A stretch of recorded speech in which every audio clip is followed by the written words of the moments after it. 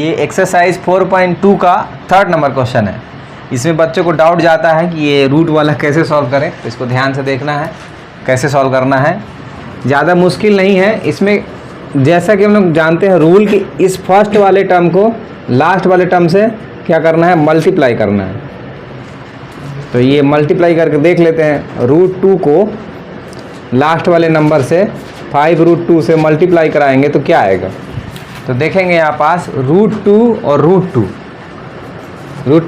2 हो जाता है, और इंटू 5 को अभी एक बार लिख देते हैं, यानी कुल मिलाकर के ये कितना हो जाएगा, 10 हो जाएगा।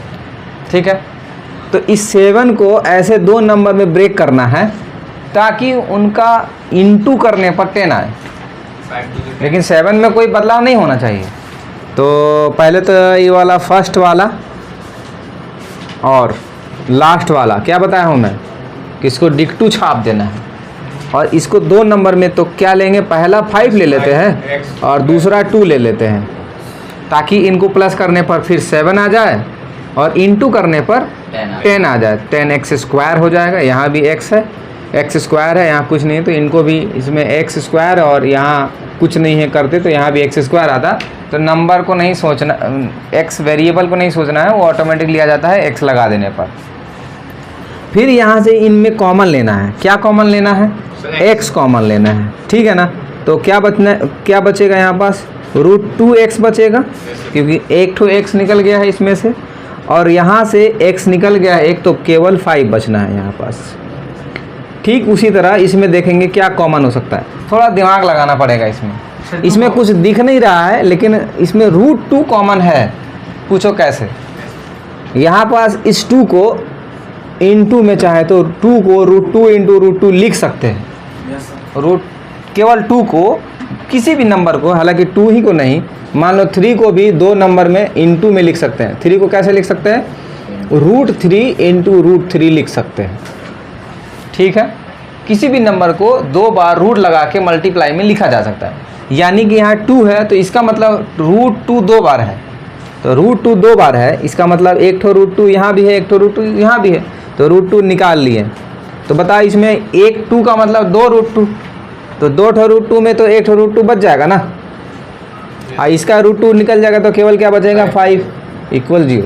अब इन पूरे इक्वेशन में देखेंगे तो √2x + 5 √2x + 5 दोनों में है, तो इसलिए इनमें दोनों में से ये कॉमन करेंगे तो बचेगा x यहाँ पास, और यहाँ बचेगा √2 = 0। ठीक इसी तरह से क्या करते हैं, इसको पहले सॉल्व कर लेते हैं। तो क्या हो जाएगा, √2x = -5, और x का वैल्यू क्या हो जाएगा, -5/2। बोलो समझ में आया। ठीक इसी तरह से इसको भी 0 को इक्वल लिख करके सॉल्व कर लेंगे। तो x + 2 √2 = 0, देन x = -√2। दो आंसर यहाँ पास आ गए। ठीक है ना, सॉरी यहाँ √2 नहीं लगा था तो यहाँ लगा दिए √2। ठीक है, तो ये 2 आंसर हमारे हो गए। तो एग्जाम्पल फर्स्ट को बोलता है, हालांकि एक्सरसाइज 4.2 का 2nd क्वेश्चन बोलता है कि आप एग्जाम्पल फर्स्ट उठाइए और उसको सॉल्व कर दीजिए। और वर्ड प्रॉब्लम पिछले वाले वीडियो में, सबसे पहले वाले वीडियो में उस एग्जाम्पल फर्स्ट को एक्सप्लेन करके इक्वेशन तक ले आए थे। अगर वीडियो नहीं देखे हैं तो जाइए और एग्जाम्पल फर्स्ट वाले को देखिए, पिछले वीडियो में सबसे पार्ट फर्स्ट में, तो उससे हम लोग ये इक्वेशन बना चुके थे। अब यहाँ पास इसको सॉल्व करना है, तो मेथड तो वही लगेगा। पहले वाले नंबर को लास्ट वाले नंबर से इंटू करा के देखेंगे क्या आ रहा है। तो क्या आ रहा है, 1 × 324 इंटू करने पर क्या आ रहा है, 324, राइट। अब यहाँ पास 45 को देखो, ये वाला नंबर तो फिक्स यहाँ पास रहेगा और ये वाला नंबर भी फिक्स यहाँ पास रहेगा। इस 45 को 2 नंबर में ब्रेक करना है ताकि मल्टीप्लाई करने पर इतना आए। तो इसे 2 नंबर बड़ा है, थोड़ा सा कन्फ्यूज़न पैदा होता है इसमें। तो ऐसे 2 नंबर खोजने के लिए बहुत आसान मेथड है। इसको 3 जो आया है मल्टीप्लाई करने पर इसको तोड़ेंगे, है ना, LCM मेथड या लॉन्ग डिवीज़न मेथड, ऐसा इसको ब्रेक करेंगे। तो 2 से काटे तो 162 आया, 162। फिर 2 से कट करेंगे तो 2 8 जा 2 1 जा, ठीक है ना। तो ऐसा चेक भी करते रहना, देखो इसको इससे मल्टीप्लाई करेंगे तो 4 आ जाएगा और 81, तो क्या 481 में या प्लस करा दो या माइनस करा दो तो क्या ये 45 आएगा? नहीं आएगा ना, तो अभी और बढ़ेंगे आगे। तो देखो इसको 3 से कट करेंगे तो 27 जा, तो इसका 4 आया और इसका करेंगे तो कितना 12 आएगा। तो क्या ये 27 और 12 में कॉम्बिनेशन बन जाएगा माइनस कराने पर या प्लस कराने पर? मेरे को तो नहीं लग रहा है बन रहा है, नहीं बन रहा है ना, क्योंकि देखो यहाँ पर नहीं बनेगा। फिर इसको और कैंसिल कराएंगे तो कितना आएगा? 9 आएगा। तो अब देखो इसको 12, ये 12 हो चुका था, 12 3 जा 24 प्लस 9 अभी भी नहीं, 12 3 जा 36 होगा ना, 12 3 जा 36 और प्लस 9, तो इसको प्लस करेंगे तो 45 आ जाएगा। तो ये दो नंबर मिल गए, मिल गए ना नंबर। तो 9 माइनस 36 आया और माइनस ही 9 लेंगे बच्चे, क्योंकि दोनों को ऐड करके हम लोग को 45 लाना है। तो माइनस माइनस दोनों में लेंगे तब ना ऐड होगा, तो ये दोनों ऐड हो जाएगा। और मल्टीप्लाई करने पर ये नहीं सोचना है कि क्या आएगा, डेफिनेटली यही आएगा, क्योंकि इसी को तो तोड़ रहे थे, तो यही आएगा। अब इनमें से ये वाले में से x कॉमन ले लेंगे तो x माइनस 36 बचेगा, और इनमें से सॉरी यहाँ प्लस लिखना भूल गया था, इनमें से माइनस 9 कॉमन लेंगे, डेफिनेटली x माइनस 36 ही बचेगा, सोचना भी नहीं है, क्योंकि जो यहाँ आता है ना वो यहाँ आता है, अगर कॉमन है जो उसको निकाल लिए। तो इन सब में देखेंगे तो x माइनस 36 है, तो यहाँ पास x बच जाएगा और यहाँ पास 9 बच जाएगा। फिर एक बार इसको सॉल्व कर देंगे 0 को इक्वल रख करके, तो 36 और यहाँ पास एक बार इसको सॉल्व कर देंगे तो x का वैल्यू 9 आ जाएगा। तो इस तरह से इसको सॉल्व करना था एक क्वेश्चन नंबर 2 को, एग्जाम्पल पीछे जाके फर्स्ट में, ठीक है। तो क्वेश्चन है, हिंदी में पढ़ता हूँ पहले। ऐसे दो संख्याएं ज्ञात कीजिए जिनका योगफल योग 27 हो और गुणनफल 182 हो, यानी इंग्लिश में पढ़ता हूँ इसको। Find 2 numbers whose sum is 27 and product is 182, मतलब 2 नंबर है और उनका सम कितना है 27 है। तो देखना है कैसे सॉल्व होगा, देखना है। देखो 2 नंबर का सम कितना दिया है 27 दिया है, तो हम लोग सपोज करेंगे let the first number FIRST first number be x। First number को क्या सपोज कर ले रहे हैं हम, एक सपोज कर ले रहे हैं x। Then second number be 27 minus x। देखो कभी भी अगर 2 नंबर का सम दे तो पहला वाला x सपोज करना है और दूसरा वाला जितना नंबर देगा उसमें से माइनस करा देना, तो दूसरा वाला नंबर आ जाएगा।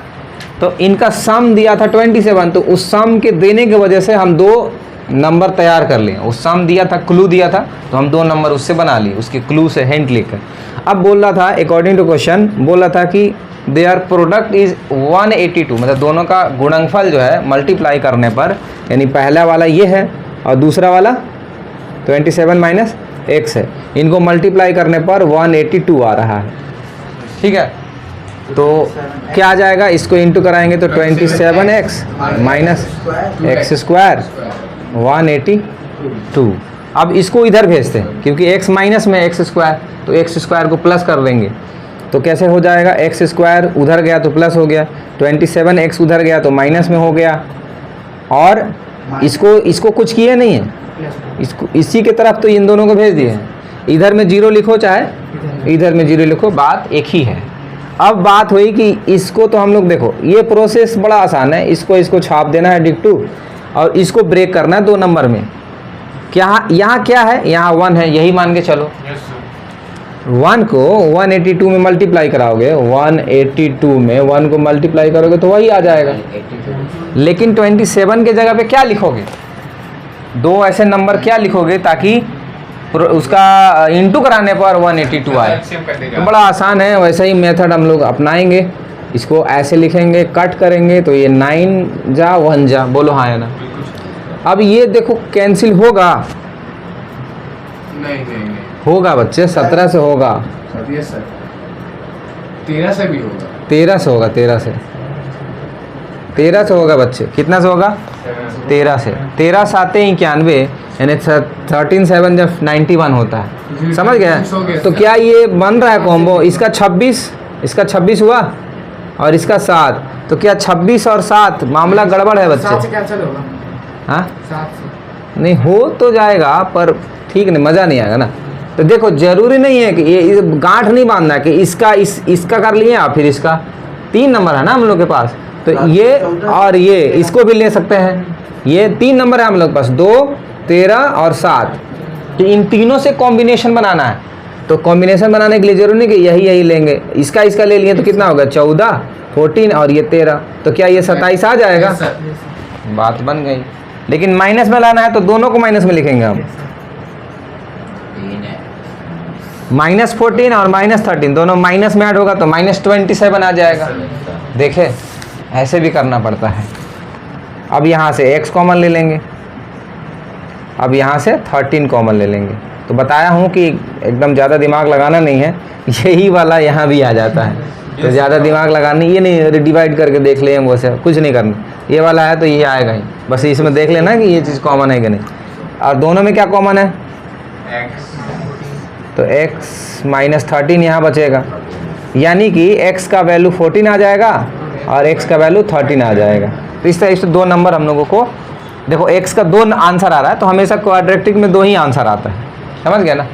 अब इन दोनों का सम करोगे तो 27 नहीं आएगा? आएगा। तो अच्छा ये वाला क्या है? एक पहला नंबर है, अब इसमें दूसरा नंबर पता करना है। तो पहला नंबर तो x पता हो गया, और सेकेंड नंबर को हम लोग क्या लिखे थे? 27 - x। तो 27 और -14 करोगे तो क्या आएगा? 13 ही आएगा। तो एक्चुअल में ये सेकंड नंबर है और ये फर्स्ट नंबर है, लिखोगे हेंस द फर्स्ट नंबर भी x 14 एंड सेकंड नंबर भी विल बी 13, ऐसा लास्ट में लिखना है, हिंदी में ठीक है ना? अतः पहला नंबर 14 है और दूसरा नंबर 13, दूसरी संख्या 13, बस इस तरह से लिखना है। तो इसको नोट डाउन कर लेना है। तो देखो क्वेश्चन नंबर 4 है, हिंदी में पढ़ता हूँ बच्चे, ध्यान से सुनना। इंग्लिश वाले हिंदी सुन करके और स्ट्रॉन्ग हो जाते हैं, हिंदी वाले इंग्लिश सुन करके और बलवान हो जाते हैं।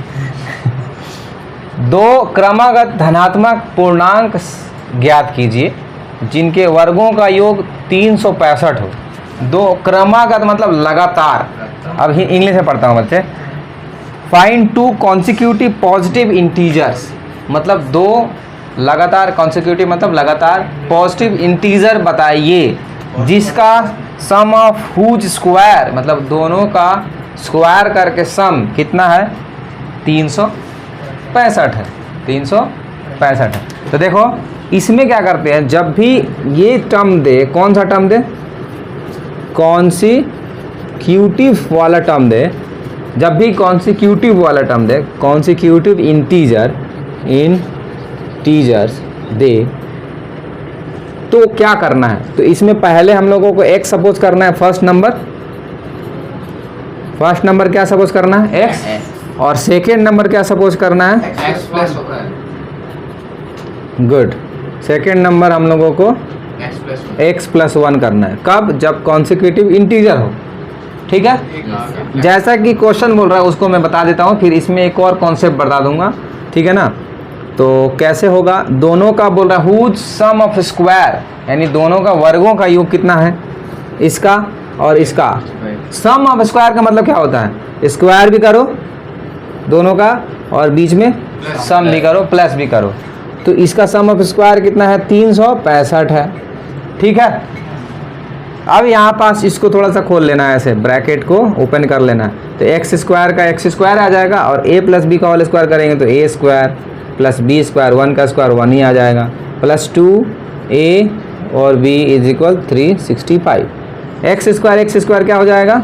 कुछ लोग बोलते हैं x⁴ नहीं सर, X कॉमन आ जाएगा, 2x स्क्वायर, सॉरी सर, और ये 2x1 को इंटू करेंगे तो 2x होगा, 1 को ऐसे ही छोड़ देते हैं और इसको खींच करके इधर ले आते हैं, तो 164 आ जाएगा। हाँ जी। तो 2x स्क्वायर + 2x और 364 हो जाएगा।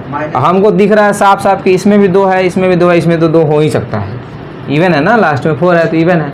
तो 2 कॉमन ले लेते हैं, तो x स्क्वायर + x, और 2 × 1 = 2, 2 × 8 = 2 × 7 = इस टाइप से इक्वेशन बन गया।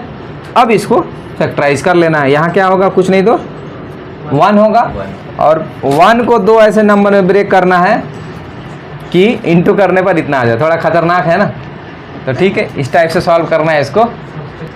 देखो बच्चों, यहाँ पास जब 2 कॉमन लेंगे तो 2 1 जा 2, इसको कैरी दिया तो 2 8 जा, और 4 को 2 2 जा होगा, तब यहाँ पास होगा। और यहाँ पास इसको फैक्टराइज करना है। देखो नंबर बता देता हूँ मैं क्या होगा, फिर सॉल्व कर लेना आप लोग।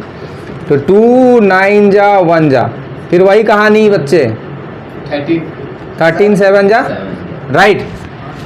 अभी देखो फिर से वही नहीं आ गया, देखो यहाँ से यहाँ नहीं, यहाँ वाला दिमाग लगाएंगे। 2 7 जा 14, तो 14 और 13 दोनों माइनस कराएंगे तो 1 आ जाएगा, और मल्टीप्लाई कराएंगे तो फिर यही आएगा। तो दिमाग लगाना है, और यहाँ पास क्या लिखना है, एक्स स्क्वायर प्लस 14x लिखेंगे और माइनस 13x लिखेंगे, ताकि माइनस कराने पर फिर 1 आ जाएगा, और मल्टीप्लाई करने पर वही 182 माइनस में। इसके बाद बड़ा इजी है, इसके बाद सॉल्व कर लेना है, ठीक है ना। तो मैं यहीं तक बता रहा हूँ, बाकी इसको सॉल्व कर लेना। अगर नहीं बने तो कमेंट में जाके लिखना है कि सर नहीं बना। हाँ, क्वेश्चन नंबर 5 है बच्चों, बोल रहा है एक समकोण त्रिभुज की ऊंचाई उसके आधार से 7 सेंटीमीटर कम है। आधार से मतलब आधार को ही मान लेंगे तो ऊंचाई पता चल जाएगा, 7 सेंटीमीटर कम कर देंगे। और बोला कर्ण 13 सेंटीमीटर है। तब सुनोगे कर्ण क्या है, बेस क्या है, पोल क्या है। सुनो इंग्लिश में पढ़ता हूँ बच्चों ध्यान से। The altitude of right triangle, right angle triangle भी लिखते हैं, राइट ट्राइंगल्स लिख दिया, कोई दिक्कत नहीं है। Is 7 centimetre less than it's base. It's base यानी बेस से कंपेयर नहीं कर रहा है। तो सबसे पहले तुमको बनाना पड़ेगा राइट एंगल ट्राइंगल, जो कि मैं जो बना रहा हूँ इसके जैसा राइट एंगल ट्राइंगल होता है, जहाँ पास 90 डिग्री का, राइट एंगल मतलब 90 डिग्री, समकोण हिंदी में बोलते हैं इसको। तो ये 90 डिग्री हो गया, समझ गया ना। क्या बोल रहा था कि इसका जो लंबाई एल्टीट्यूड है यानी ऊंचाई है वो आधार से 7 सेंटीमीटर कम है।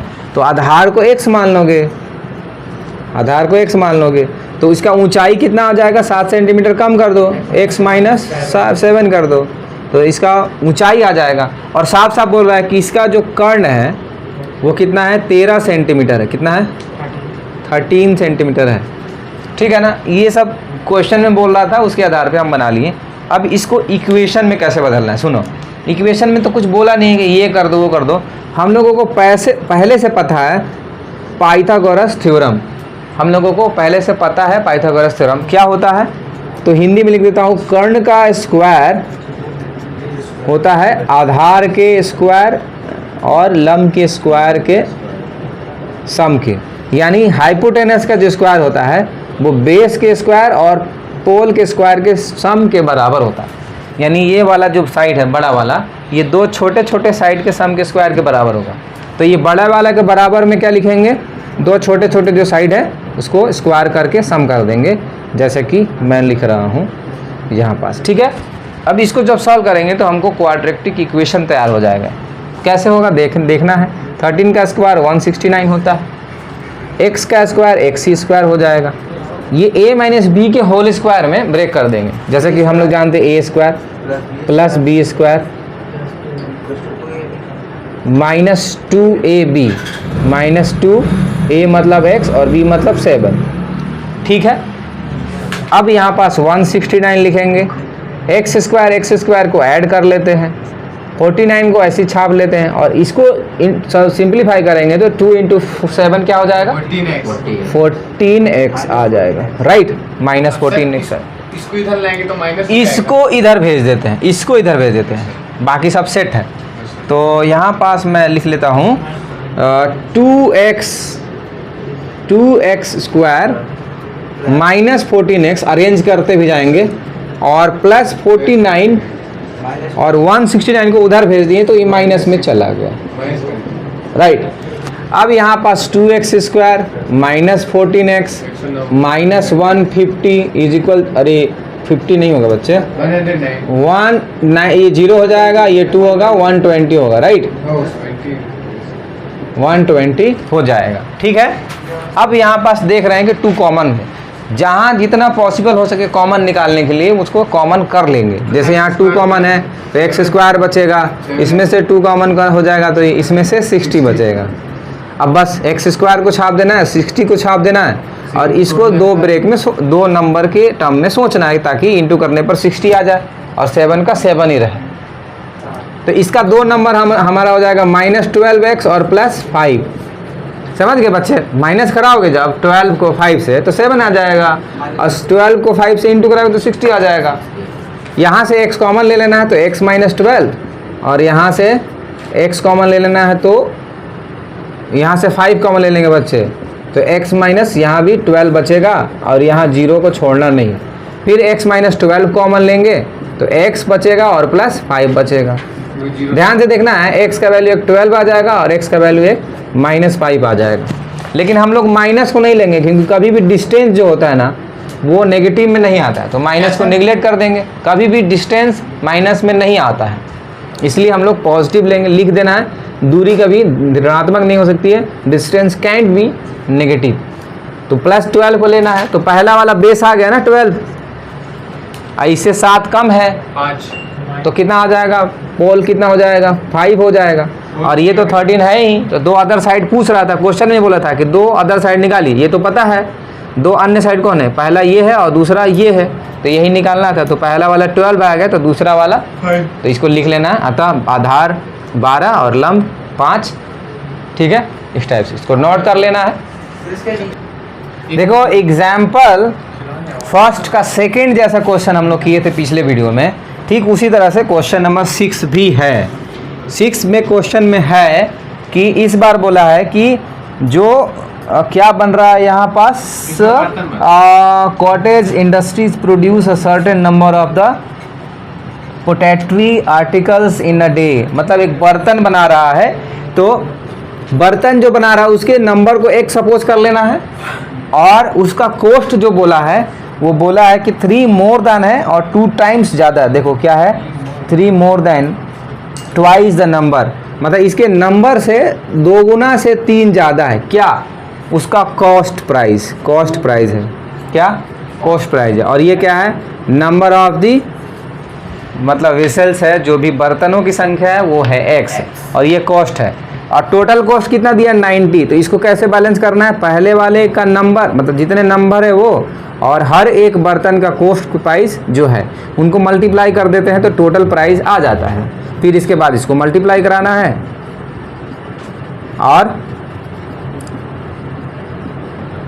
और इसको फैक्टराइज कर लेना, तो इतना तो हो जाएगा। तो चलिए ये वाला क्वेश्चन होमवर्क है आज के लिए, इतना ही। 4.2 क्लियर कर दिए और 4.3 में मिलते हैं। ठीक है।